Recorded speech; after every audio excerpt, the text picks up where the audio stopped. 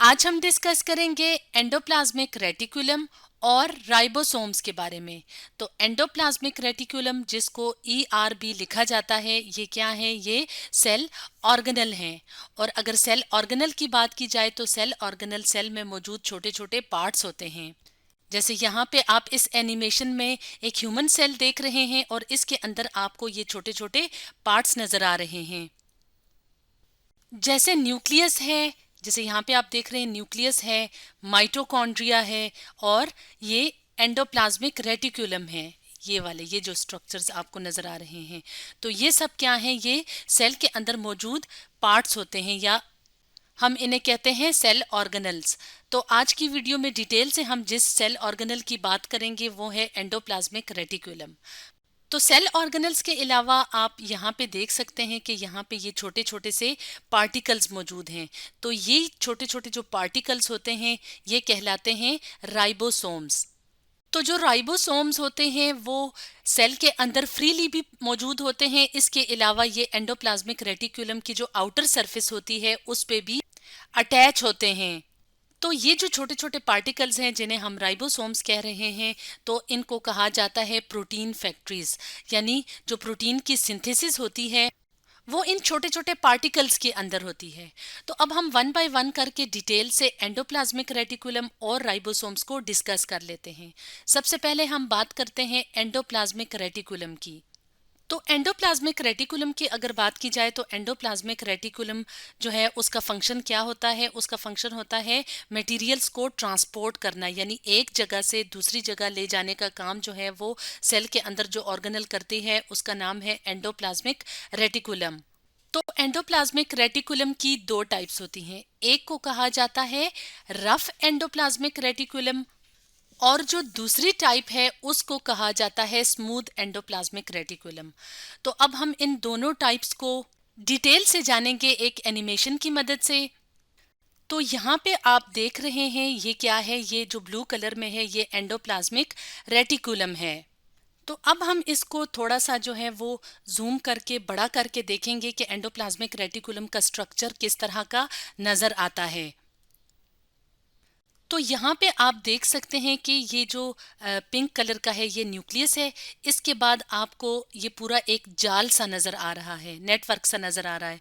तो ये ट्यूब्स और शीट्स की शक्ल में जो है वो एंडोप्लाज्मिक रेटिकुलम मौजूद होते हैं और मिलके क्या बनाते हैं? एक जाल सा बनाते हैं। लेकिन यहाँ पे आप एक और फर्क देख रहे हैं कि ये जो एंडोप्लाज्मिक रेटिकुलम है ये वाले और ये वाले जो एंडोप्लाज्मिक रेटिकुलम है ये एक दूसरे से मुख्तलिफ हैं। तो अगर हम इस एनिमेशन की मदद से मजीद जूम करके देखें तो यहाँ पे आपको ये जो एंडोप्लाज्मिक रेटिकुलम की आउटर सरफेस के साथ पार्टिकल्स अटैच नजर आ रहे हैं। तो इस तरह के एंडोप्लाज्मिक रेटिकुलम को कहा जाता है रफ एंडोप्लाज्मिक रेटिकुलम, या RER। R for rough, E for endoplasmic, R for reticulum. तो इन पार्टिकल्स की वजह से जो है वो एंडोप्लाज्मिक रेटिकुलम हमें रफ रफ से नजर आते हैं। और ये पार्टिकल्स क्या हैं? ये पार्टिकल्स हैं राइबोसोम्स। जैसे कि हमने वीडियो के स्टार्ट में बताया था कि कुछ राइबोसोम्स तो फ्री होते हैं, लेकिन कुछ राइबोसोम्स जो हैं वो एंडोप्लाज्मिक रेटिकुलम की आउटर सरफेस के साथ अटैच होते हैं। और यहाँ पे एक और बात का जानना ज़रूरी है, वो ये है कि न्यूक्लियस, जैसे यहाँ पे आप ये जो पिंक कलर का देख रहे हैं ये सेल में मौजूद न्यूक्लियस होता है। तो न्यूक्लियस के साथ यहाँ पे ये जो आपको एंडोप्लाज्मिक रेटिकुलम नज़र आ रहे हैं ये रफ एंडोप्लाज्मिक रेटिकुलम होते हैं। और अगर हम रफ एंडोप्लाज्मिक रेटिकुलम के फंक्शन की बात करें तो इसका फंक्शन होता है प्रोटीन सिंथेसिस वाया राइबोसोम्स। यानी ये राइबोसोम्स जो इनकी सरफेस के ऊपर अटैच होते हैं उनके थ्रू ये क्या करते हैं? प्रोटीन सिंथेसिस करते हैं। तो ये तो थी एंडोप्लाज्मिक रेटिकुलम की एक टाइप। अब हम इस एनिमेशन की मदद से एंडोप्लाज्मिक रेटिकुलम की दूसरी टाइप देखेंगे जिसको कहा जाता है स्मूथ एंडोप्लाज्मिक रेटिकुलम, जैसे यहाँ पे आप देख रहे हैं। तो जो स्मूथ एंडोप्लाज्मिक रेटिकुलम होते हैं, जैसे यहाँ पे आप देख रहे हैं कि इनके ऊपर जो है वो कोई पार्टिकल्स अटैच नहीं है, यानी इनके ऊपर आपको राइबोसोम्स अटैच्ड नज़र नहीं आ रहे, इसलिए इनकी जो सरफेस होती है वो स्मूथ होती है। तो इनको नाम दिया जाता है स्मूथ एंडोप्लाज्मिक रेटिकुलम का। और अगर हम स्मूथ एंडोप्लाज्मिक रेटिकुलम के फंक्शन की बात करें तो इनका जो फंक्शन होता है वो होता है लिपिड्स की सिंथेसिस करना। और लिपिड्स क्या है? खास किस्म के मॉलिक्यूल्स होते हैं जिनकी हमारी बॉडी को ज़रूरत होती है। तो लिपिड्स की मुख्तलिफ टाइप्स होती हैं, जैसे हार्मोन्स हैं, जैसे फैट्स हैं। तो इन मॉलिक्यूल्स की हमारी बॉडी को ज़रूरत होती है। तो इतने जो इम्पॉर्टेंट मॉलिक्यूल्स होते हैं उनकी सिंथेसिस जो है वो कौन करते हैं? Smooth endoplasmic reticulum. तो इस तरह से यहाँ पे हमने डिटेल से देखा कि एंडोप्लाज्मिक रेटिकुलम जो है उसकी जो दोनों टाइप्स हैं वो स्ट्रक्चर में भी एक दूसरे से मुख्तलिफ होती हैं और फंक्शन में भी एक दूसरे से मुख्तलिफ होते हैं। अब हम बात करेंगे सेल में मौजूद खास किस्म के पार्टिकल्स जिनको कहा जाता है राइबोसोम्स। तो राइबोसोम्स जो हैं वो इस तरह का स्ट्रक्चर होते हैं। तो यहाँ पे आप दो डिफरेंट कलर देख रहे हैं। तो ये जो बड़ा वाला जो पार्ट होता है राइबोसोम का, तो इसको कहा जाता है लार्ज सब यूनिट। और ये जो पिंक से कलर का छोटा पार्ट होता है तो इसको कहा जाता है स्मॉल सब यूनिट। तो इस तरह से ये जो छोटे छोटे पार्टिकल्स होते हैं तो इनका अगर हम करीब से स्ट्रक्चर देखें तो ये इस तरह का होता है। और जो राइबोसोम्स होते हैं वो आरएनए और प्रोटीन से मिलके बने होते हैं। तो आरएनए क्या है? Ribo nucleic acid. ये खास किस्म के मॉलिक्यूल्स होते हैं जो कि सेल में पाए जाते हैं और इनका मेन फंक्शन जो होता है वो प्रोटीन की सिंथेसिस में मदद देना होता है। और राइबोसोम्स का फंक्शन क्या होता है? राइबोसोम्स का फंक्शन होता है प्रोटीन की सिंथेसिस करना।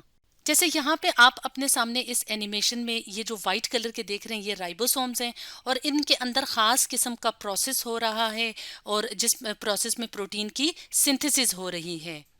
जैसे यहाँ पे आप ये जो वाइट कलर के देख रहे हैं ये क्या है? ये हैं राइबोसोम्स, ये वाले। जैसे कि हमने इसके स्ट्रक्चर में भी देखा था कि इसके दो सब यूनिट्स होते हैं, तो ये राइबोसोम्स हैं। और अगर ये वाले स्ट्रक्चर्स आप देखें तो ये क्या है? ये भी खास किस्म के आरएनए के मॉलिक्यूल्स होते हैं जिनको एमआरएनए या मैसेंजर आरएनए कहा जाता है। तो ये जो मैसेंजर आरएनए हैं ये खास किस्म का मैसेज लेके राइबोसोम्स तक जब आते हैं तो ये राइबोसोम्स क्या करते हैं? ये राइबोसोम्स अमीनो एसिड्स की सिंथेसिस करते हैं। तो अमीनो एसिड्स जो होते हैं वो बिल्डिंग ब्लॉक ऑफ प्रोटीन्स होते हैं। यानी अमीनो एसिड्स जो हैं वो एक दूसरे के साथ अटैच हो के चेन्स बनाते हैं और ये जो चेन्स होती हैं तो ये मिलके क्या बनाती हैं? मुख्तलिफ तरह की प्रोटीन्स। तो इसलिए हम कहते हैं कि राइबोसोम्स क्या है? Site of protein synthesis. तो वीडियो के स्टार्ट में हमने कहा था कि जो एंडोप्लाज्मिक रेटिकुलम है उनके ऊपर प्रोटीन सिंथेसिस होती है, लेकिन किसके थ्रू होती है? राइबोसोम्स के थ्रू। यानी असल में जो प्रोटीन सिंथेसिस हो रही होती है वो राइबोसोम्स पे होती है। और हम जानते हैं कि प्रोटीन्स हमारी बॉडी के लिए कितने इंपॉर्टेंट मॉलिक्यूल्स होते हैं। यानी हमारी बॉडी का जो ज़्यादातर पार्ट होता है, जैसे हमारे मसल्स हैं, टिश्यूज़ हैं, वो प्रोटीन से मिलके बने होते हैं। इसके अलावा प्रोटीन हमारे लिए एनर्जी का भी सोर्स हैं। तो इतने इंपॉर्टेंट जो मॉलिक्यूल्स होते हैं वो सेल में मौजूद छोटी छोटी फैक्ट्रीज यानी राइबोसोम्स में प्रिपेयर होते हैं, यानी सिंथेसाइज होते हैं। तो स्टूडेंट्स, आज हमने डिस्कस किया एंडोप्लाज्मिक रेटिकुलम और राइबोसोम्स के बारे में।